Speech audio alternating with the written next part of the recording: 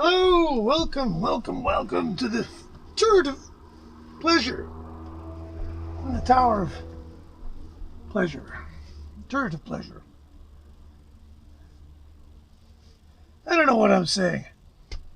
I'm overcome with joy because somebody has seen fit to take one of my favorite albums and they've made a reissue of it. It's a 20 CD box set. Now I know. What record could possibly justify a 20 CD box set that costs something like $200 Canadian? Well, not very many. I'll grant you. I have the Stooges. Funhouse, that's only 8 CDs, and that's every single take of every single song that the Stooges did in the Funhouse. Worth hearing. Fascinating document. But no, this is 20. 20. And what's more, they did it with several of their records. And the only band that could compel me to buy more than one 20 CD reissues of single albums is, of course, King Crimson. The gods of prog, as I call them. King Crimson were unlike all the other prog bands. They were menacing, they were heavy, they were really hard to play, they had exquisite taste, they did have dumb lyrics, but they just hired those out to some guy. And they were a necessary evil. When they were really cooking, nobody was singing. And in recent years, Mr. Robert Fripp, who has proven to have something of a sense of humor, one would have never thought that years ago, but he's turning into a delightful old man, let's just say. And he has, by dint of unbelievable struggle and complaining and lawyering and God knows what, managed to get the rights back to his entire catalog, and good for him. He is also a ridiculous. He's like Frank Zappa. Just about every gig he ever played, there's a recording of. And what's more, the album Starless and Bible Black is mostly a live album, largely of improvisations. Now, I love improvisations. There's nothing I like better. And rock and roll improvisation is really great, but it's really hard to find rock improvisation that really rocks, and it really is free, and it's super creative. There's always one guy who wants to play Wooly Bully on the bass or something. King Crimson never suffered from this. They had when they went through several lineups. They started out with a lineup that featured unbelievable people in it. Ian MacDonald, who later went on to create Foreigner, which is not something I will hold against him, but it's not the best thing he ever did. And Michael Giles, an amazing drummer, jazz-style drummer. Fripp and Giles and his brother Peter Giles had a band called Giles, and Fripp. It was quirky and pop and very good, in fact. But it didn't go anywhere. Nobody bought any of the records, and they didn't, And they decided to form a new band. Ian MacDonald playing keyboards and reeds, saxophones, doing a lot of the writing. And their first album, which has been duly re-released this is not a 20 CD box set. This was the first one to come out. This is a 5 CDs and a DVD. The Court of the Crimson King, one of the great covers of all time. And this was their best-selling record. Right out of the gate, bang, they were huge.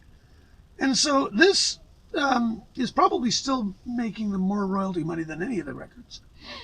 Strangely, the band in this case, Greg Lake on bass and lead vocals, Michael Giles, Ian MacDonald, Robert Fripp, and Pete Sinfield providing us with the lyrics. And we have essentially here, now this was Fripp's sort of program, if you will. And Mr. Fripp has just gone completely overboard. Now, this is 1969. There's not a lot of stuff. There's one live 1969 bootleg from Hyde Park, which was their coming out party, and was really the moment for King Crimson. It's the moment they arrived. It also features a bit of a bootleg from the Fillmore East at the beginning of their tour, where at the end of the tour, they broke up. Now, there is the stereo mix. And the stereo mix, there's a DVD with 5.1 surround mix, lossless mixes, PCM, I don't know. It's everything. Every conceivable audio format is supported in this box. I haven't used some of them. Lossless surround, lossless stereo, digital surround. There is some bonus tracks, not a lot. There's the alternate album.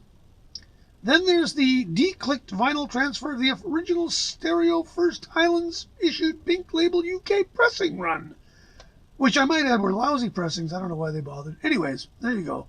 Robert Fripp's personal archive copy. I have one degree of separation from the great man. The original Atlantic Records issued vinyl US radio promos. How this differs from the other one, I have no idea. Declicked. Anyway, this was the beginning. I don't know what this cost. I got this cheap. That record I don't care about. I mean, I care about it, but it's not. It's more like Emerson, Lake and Palmer. They did 4 more records, if you count the wretched Earthbound live record. And the band kept morphing. This band broke up, and then Greg Lake came and sang, and Pete Giles from the Giles and Fripp came back to play bass for one album. Keith Tippett, who just died recently, great free jazz British pianist, joined as a sort of an auxiliary member. They did In the Wake of Poseidon, which was a lot like this record. And you would expect that, seeing as this record was so popular. Then they did an album called Lizard, which had a further tweak in the band. Drummer changed, singer changed. John Anderson sings a song, I don't know why. It's a really cool record. It's very jazzy, but it really confused everybody. And then they changed the whole band again, and Boz Burrell joined as the bassist, and he was their roadie, I believe. And Robert Fripp basically, the word is he taught him how to play bass. I suspect he helped him learn how to play bass better. Ian Wallace on drums, who ended up with Bob Dylan of all people. Mel Collins, who'd been with him for 3 albums by this point. They made the very sublime little album Islands, which is nice. All of these are available as reissues in slightly less grandiose form. Where the hell are they? Here they are. So, there's The Wake of Poseidon, you know, and they all come with a DVD and a CD.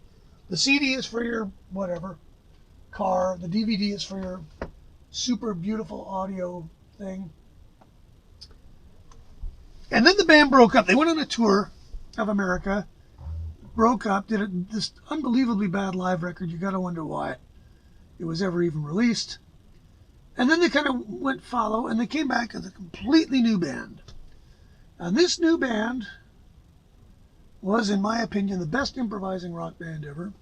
Bill Bruford on drums, John Wetton on bass, who played in Family, David Cross on violin, and he subbed on keyboards. He was from nowhere, really.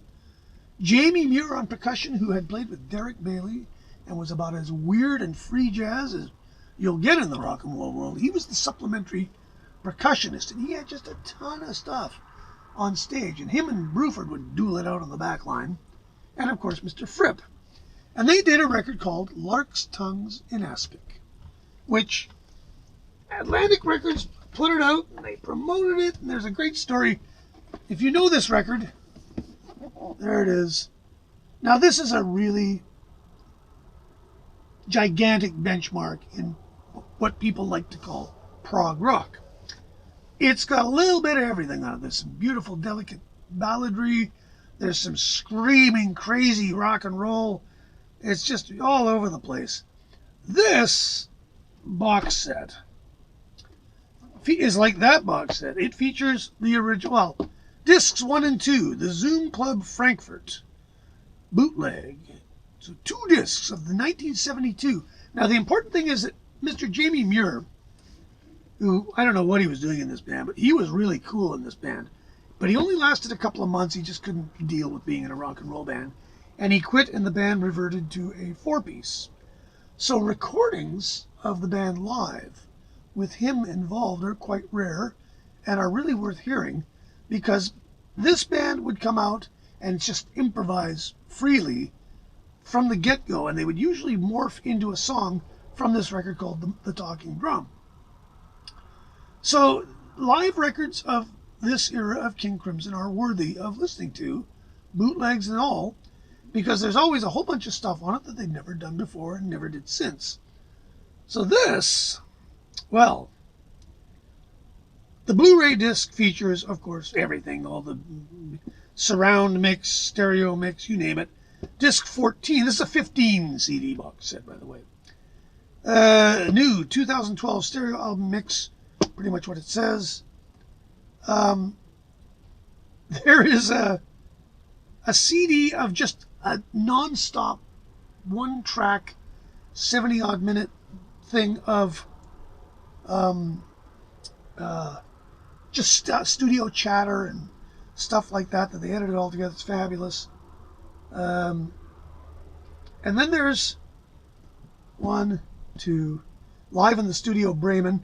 There's video of the 5-piece on German TV. Fabulous. Hull Technical College, Guildford Civic Hall, Oxford New Theatre, Glasgow Greens Playhouse. I do believe these are all with Jamie Muir.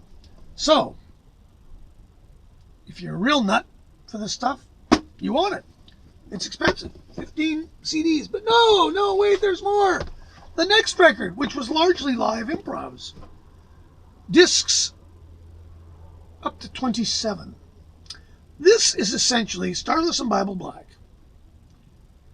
Again, remixed, remastered 5.1, the whole ball of wax. Just like before. They're like in all of these have original vinyl transfers, don't ask me why. And then they have millions of gigs. And this one has 1, 2, 3, 4, 5, 6, 7, 8, 9, 10, 11, 12, 13, 14, 15. About 18 full gigs on it. Now, this is neat. There's a couple of unreleased tracks. There's one track that they played exactly once. They'd rehearsed it a couple of times. They played it once. And somebody in the audience recorded the gig, but their tape deck ran out in the middle of this. But Fripp assiduously searched the internet and found, yes, another recording of it. And he spliced the two together to give us the only performance of this song. And it's a pretty good song. Guts on My Side, I think it's called. So that, it's again. And then, of course, the final insult to us with small pocketbooks was the 24-disc Red. This was their final record of this group. Again, everything Red, all the outtakes. There's not a lot of outtakes on these albums, by the way. I don't know if I showed this one, so I'll show it again. Starless. And this one, 1, 2, 3, 4, 5, 6, 7, 8, 9, 10, 11, 12, 13, 14, 16 shows. The album that they did called USA is on here, but I believe it's in original form because that album has overdubs by Eddie Jobson on it, apparently.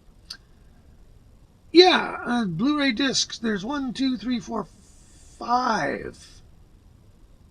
No, 4 gigs in 24/192. And these are quite good recordings. Fripp took great care. Well, like I say, the Starless record is from Multitrack Recordings, because they took a Multitrack recording studio with them on the road, recorded every gig, because the idea was to make a live album. Now, there's another box set called The Great Pretender. It's a 4-record box, 4 CD box. And it features, everything on that is in these. And that one was really about the improvisations. Now, the thing is, it sounds like, oh yeah, remember, every gig has unique extensive, unique improvisations by this band, most of which are really good. I mean, really, really creative music making at a very high volume in a rock arena setting, which is kind of strange. But really, I can't think of another band that pulled this off with quite the level of creativity they did, and with the forces at their disposal. Like Bill Bruford in a improvising situation is just a wonder to behold. As is John Wetton.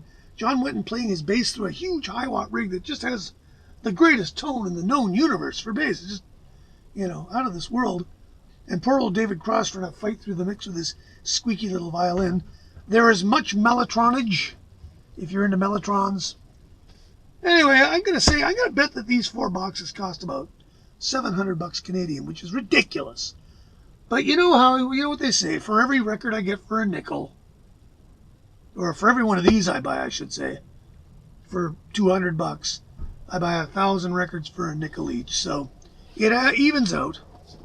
If you've wondered if these are worth your well-earned money, all I can say is that if you are a big King Crimson fan, you will find a lifetime of enjoyment in these, because there's a lot of stuff to listen to, and it's all pretty darn good.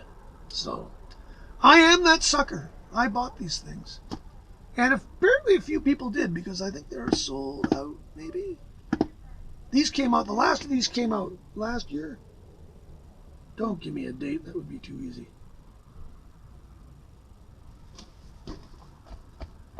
Oh, where is the glasses? Oh, 2013, that one. What's this one? 2014. 2012. This was the first one. What year was this? 2009. So I think he's pretty much done with these. I doubt very much he's going to create giant box sets out of the Bellew years. I hope he doesn't, because those years weren't, I don't think, that great. But again, it's nice to see records that some of us think are quite important done with the attention to detail, where you can honestly look at that and go, well, that doesn't need to be ever done again. That's the final word. And it certainly is the final word on what was a really good band. And it's delightful that we have these many, many recordings in very good audio to study now. They're worthy of study. I know that sounds kind of highfalutin, but, it is. Anyway, that's it for me. Don't forget to subscribe. I would close that door on the Titanic if I were there, because I got a feeling that's not going to end well. And, having another Marduk's. It's a good day. Anyway, we'll catch you next time.